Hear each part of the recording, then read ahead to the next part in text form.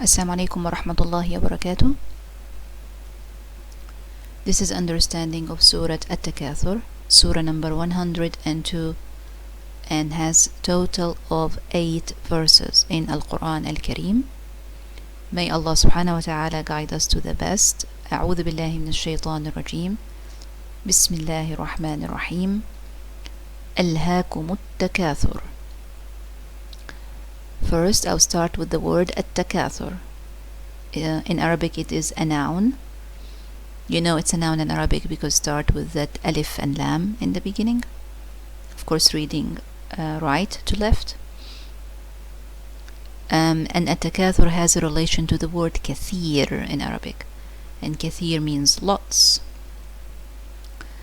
Kathara, for example, means to grow something in number.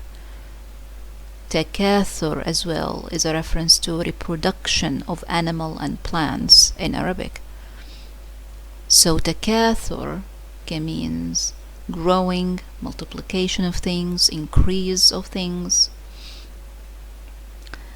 Alhaakumu, alha is a past tense in Arabic, and it means distracted or diverted. Kum or kumu is a pronoun to speak to a group of people. So alhaakumut takathur together means at-takathur, which is reproduction of things, multiplication of things, increase of all things, distracted you. Verse 2, حتى زرتم المقابر. حتى means until. زرتم, the tum bit, is again addressed to a group of people. So zur or zara, the verb zara is to visit, but here again it's in the past tense. So until you visited. And then al-maqabir mean graveyards. And here until you visited graveyards means until you all die. Why? Because death is not permanent. Death is a temporary state that the person goes into after leaving this life. After they stay in that. For us, for the living ones, they're dead, but actually they are in the first stage of akhirah. But then there are going to be a time that everyone will be resurrected. That's why Zurutumul Maqabir here is a reference to until you all died, but again you're not staying in the death state for long because it's just a visit. So both verses together, and this is something you learn from understanding the Quran, that verses are related and there is a flow between them. ألهاكم التكاثر حتى زرتم المقابر.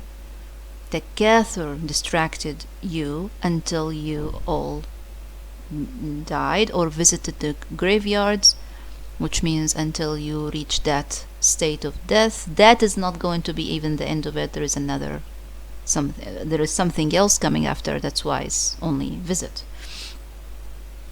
In verse 3, Allah subhanahu wa ta'ala says, كَلَّا سَوْفَ تَعْلَمُونَ. كَلَّا means or used for confirmation.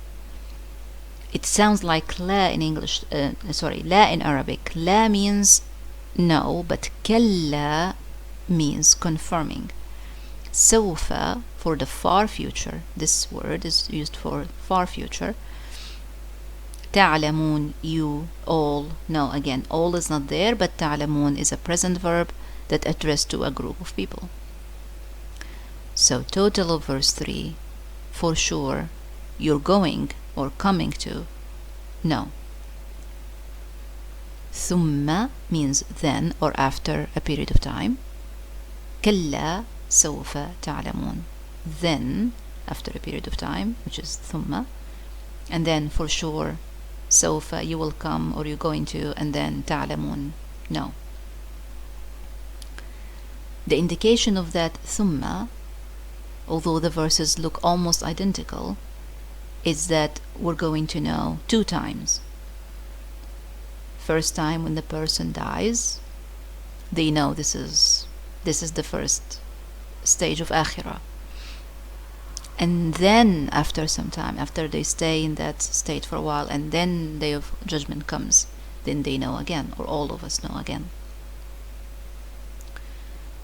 So verse 3 and 4, these seem repeated, but actually the repetition is in how often you're going to know. You're going to know 2 times.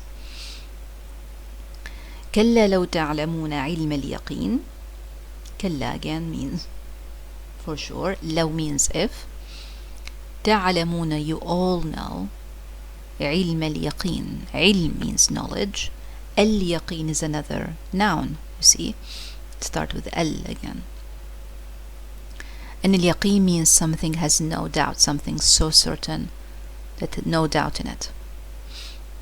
So, for sure, if you know, again, you all know, knowledge of certainty, knowledge with no doubt.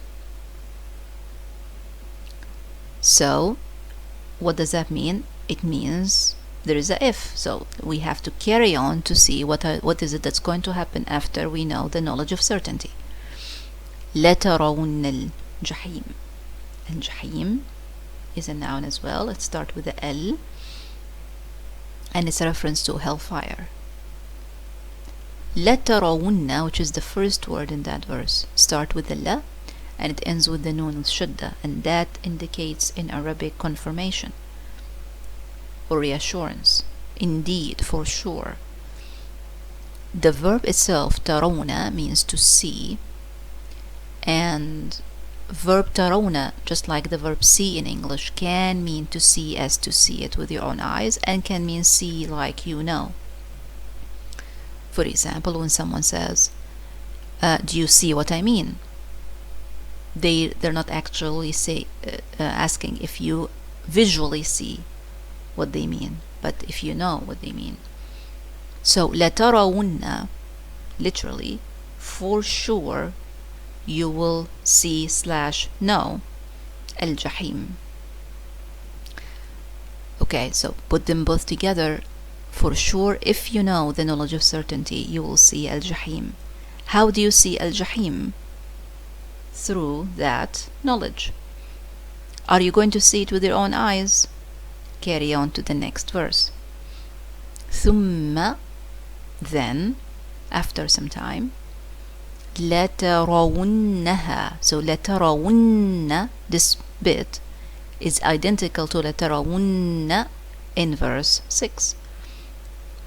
It just had ha at the end. That ha is a reference to al-jahim, because al-jahim is a feminine word in Arabic. Arabic is a language that has feminine and masculine indications, right? So then you have then, thumma, after some time, you will for sure see it. So is it to see here or to know? Carry on. عين اليقين. عين means eye. اليقين means, again, certainty or being certain. So, reading 5, 6, and 7 together. For sure, if you know the knowledge of certainty, you will for sure see al-jahim. Then you will see it, عين اليقين, with the eye of certainty. So that indicates that the seeing bit in verse 6 is not seeing it with your eyes, is seeing it through the علم اليقين, the knowledge of certainty. And then verse 8, ثم لتسألن يومئذ عن النعيم. Then, again after some time, لتسألن has the structure of لترون. If you notice the la in the front, the nun with the shadda in the back, again confirmed, something assured or reassured. تسألن or تسأل means to be asked. So then for sure you'll be asked يومئذ, on that day, about, which is عن النعيم, pleasure, luxury, soft or happy life, all that includes in النعيم. And when we discuss this surah in lesson, in class, We spoke about the hadith of the Prophet ﷺ where he mentioned that every one of us will be asked about few things. About his life, how he spent it.